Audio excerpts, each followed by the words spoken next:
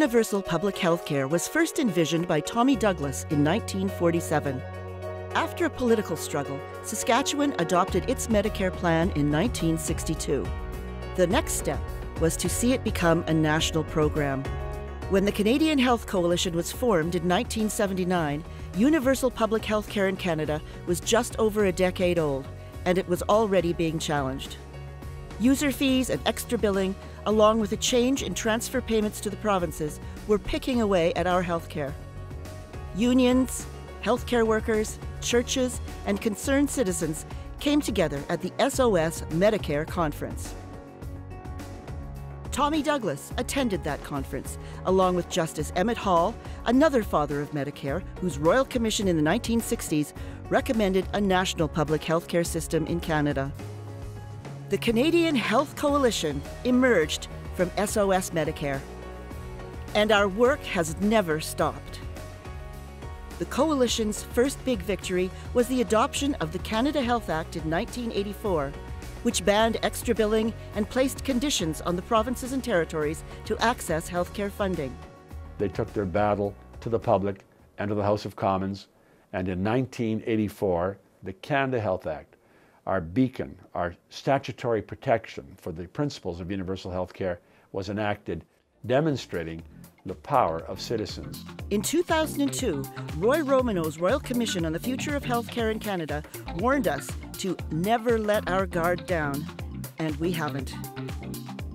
Ever since, we have been defending the Canada Health Act along with healthcare funding. We draw attention to the need for federal leadership to meet the healthcare needs of everyone, from cradle to grave. Since 1995, we have organized activities for National Medicare Week. In 2003, we presented the Prime Minister with a petition with 40,000 signatures asking to strengthen the healthcare system. We also defended public health care all the way to the Supreme Court of Canada.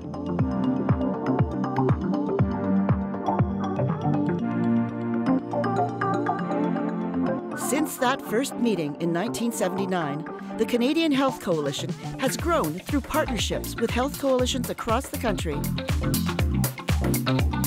Our online content is reaching new people and asking more Canadians to become guardians of public health care.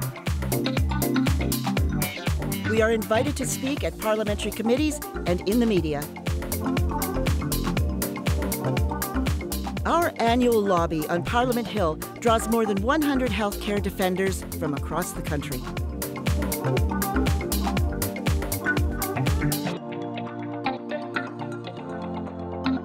We've been strong advocates for universal public pharmacare.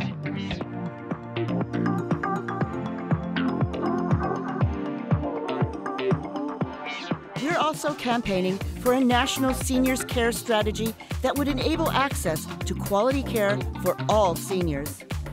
As Roy Romano said, we, all of us, can never let our guard down. Our universal healthcare system is too important, too vital to what it means to be Canadian. It is our fundamental commitment to each other, now and for the future.